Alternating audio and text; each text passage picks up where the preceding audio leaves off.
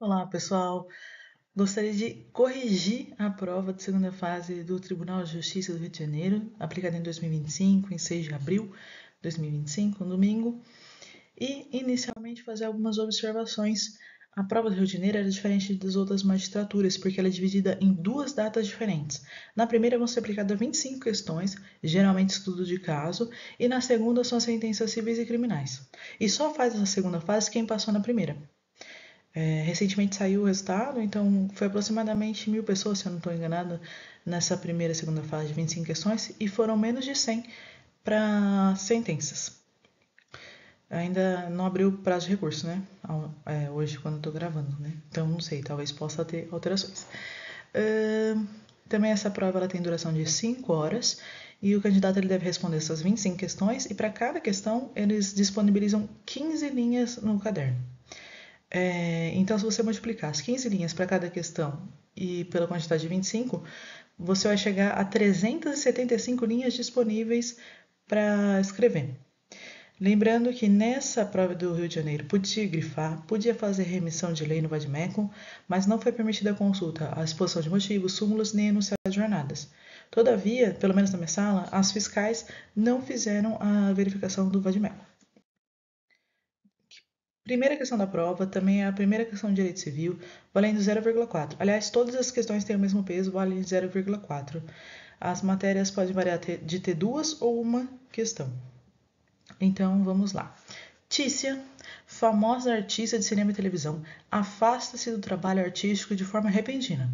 Os veículos de informação, fofoca de artistas, entram em alvoroço a fim de descobrir o motivo. Um deles, o Notícias Inúteis, porém Interessantes, produz extensa reportagem sobre a vida da artista e expõe sua condição de viciada em drogas em decorrência de abuso infantil sofrido pelo próprio pai, a causar-lhe graves crises de depressão. A atriz, inconformada com a reportagem, ingressa em juízo com a ação de indenização por danos morais. A empresa de notícias defende esse argumento de que a vida da estrela Tícia não comprometeu seu direito de privacidade, que quem se expõe ao nível dela, segundo notícias inúteis, não pode alegar ofensa à privacidade. Você vai julgar, esses são os fatos, aplique o direito, exerça sua qualidade de síntese. Então, foi divulgado o espelho oficial. Aliás, uma curiosidade, o Rio de Janeiro ele não divulgava espelho de prova. Ele passou a divulgar há 2 concursos atrás. Antes ele não divulgava. E ele só passou a divulgar porque os candidatos judicializaram e exigiram o espelho de prova. Então é muito recente, é a terceira prova, se eu não estou enganada, que o Rio de Janeiro começa a divulgar os espelhos de prova. Então o espelho dessa questão de direito civil é o seguinte: trata-se de diferenciar privacidade de intimidade. A privacidade, ela pode ser comprometida diante da conduta do indivíduo que, pela atividade profissional, exige exposição pública, como dos artistas de TV. A intimidade, ela está ligada no âmago emocional do homem, a porção mais íntima do seu ser, e tem de ser respeitada por todos, inclusive a imprensa. Sua ofensa gera ato ilícito e atrai a indenização por danos morais. Então, esse é o espelho. Apenas algumas observações. O espelho é bem aberto, como você pode perceber, bem vago. Ele não traz exigências de artigo de lei. Ele não falou Código Civil, não falou nada. Tipo assim, falou genericamente, né? Quando ele fala aqui, ó, tratar-se de diferenciar privacidade e intimidade, lembra aquela teoria alemã que diferencia os círculos concêntricos da privacidade, também chamada de teoria das esferas, desenvolvida por Heinrich Huberman, em 1957. Essa teoria ela divide a privacidade em 3 esferas sobrepostas: a esfera do segredo, mais íntima, a esfera da intimidade e a esfera da vida privada. Então, a vida privada ela é mais exposta, a intimidade ela é menos exposta, e o segredo é aquilo que você não conta para ninguém. Ok. Então, alguns artigos que você poderia ter citado, apesar do espelho não exigir exatamente o artigo. Os artigos sobre o direito da personalidade do Código Civil. O artigo 12, quando fala assim, pode-se exigir que cesse ameaça ou lesão a direito da personalidade e reclamar perdas e danos sem prejuízo de outras sanções previstas em lei. O artigo 17, que fala assim, o nome da pessoa não pode ser empregado por outrem, no caso o Jornal de Notícias, em publicações ou representações que a exponham a desprezo público, ainda quando não haja intenção difamatória. Então, independente da intenção do jornal, como a publicação expôs a artista a desprezo, ela poderia exigir esse dano moral. O artigo 20 também poderia ser citado, salvo se autorizadas ou se necessárias à administração da justiça ou à manutenção da ordem pública, a divulgação de escritos, a transmissão da palavra ou a publicação, a exposição ou a utilização da imagem de uma pessoa poderão ser proibidas, a seu requerimento e sem prejuízo da indenização que couber, se lhe atingirem a honra, a boa fama ou a respeitabilidade, ou se destinarem a fins comerciais. Veja que esse artigo com certeza gostaria de ser citado. Por quê? Primeiro, a requerimento, a artista requeriu. Fins comerciais.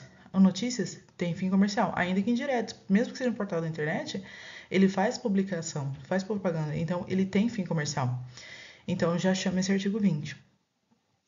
Falando que pode ser proibido, então pode entrar com uma tutela para parar de ser veiculada essa notícia, isso não prejuíza a indenização de danos morais que a artista tinha pedido. Então, certamente, o artigo 20 era um artigo que deveria ser citado. O artigo 21 também é aplicável. A vida privada da pessoa natural, artista, a pessoa natural, é inviolável, e o juiz, a requerimento interessado, e a artista pediu, adotará as providências necessárias para impedir ou fazer cessar ato contrário à norma. Também a súmula 403 do STJ, independe de prova do prejuízo, a indenização pela publicação não autorizada de informação de pessoa com fins econômicos comerciais. O finzinho aqui ficou ruim de ler porque está em cima e eu não sei trocar ainda.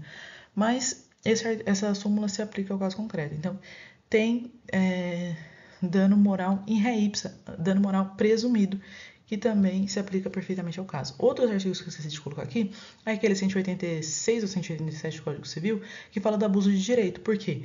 O notícias tem o direito de informar, mas ele não pode abusar desse direito.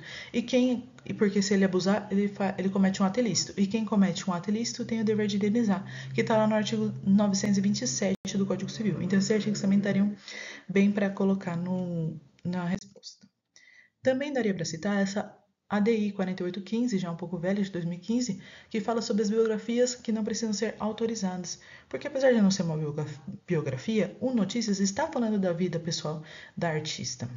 E no caso, poderia usar como contraponto, né? Falar, em que pese na ADI 4815, o STF ter definido que as biografias, independente de autorização, em caso de abuso, poderá haver pedido de indenização, algo nesse sentido. Também, esse parece ter sido o julgado que inspirou a questão. Esse do informativo 810 do STJ.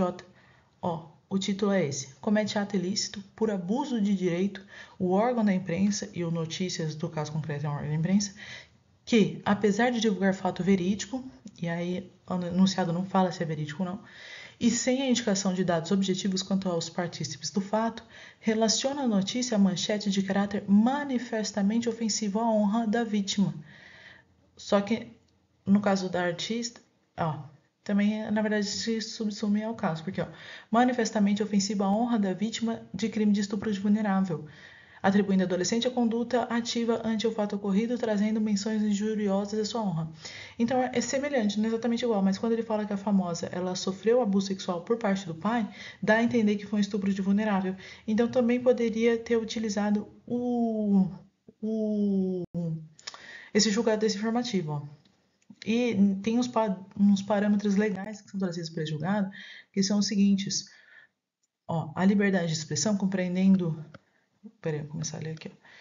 A liberdade de expressão, compreendendo a informação, opinião e crítica jornalista, por não ser absoluta, porque nenhum direito é absoluto, encontra algumas limitações no exercício, compatíveis com o regime democrático, quais sejam o compromisso ético com a informação verossímil, e aí o enunciado não deixa claro se a informação é verdadeira ou não, a preservação dos chamados direitos da personalidade, dentre os quais incluem-se a honra, a imagem, a privacidade e a intimidade.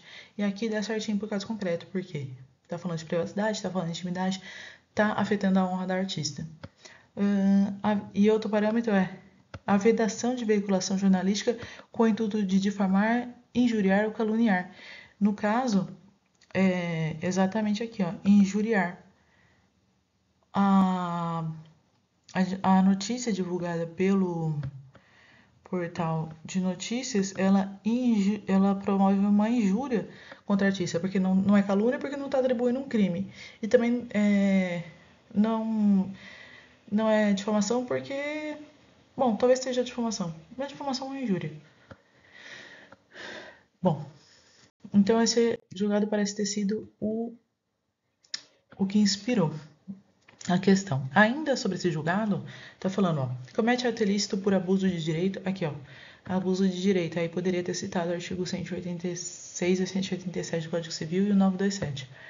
Comete ato ilícito por abuso de direito o órgão da imprensa que, apesar de divulgar fato verídico, relaciona a notícia a manchete de caráter manifestamente ofensivo à honra da vítima de crime de estupro de vulnerável.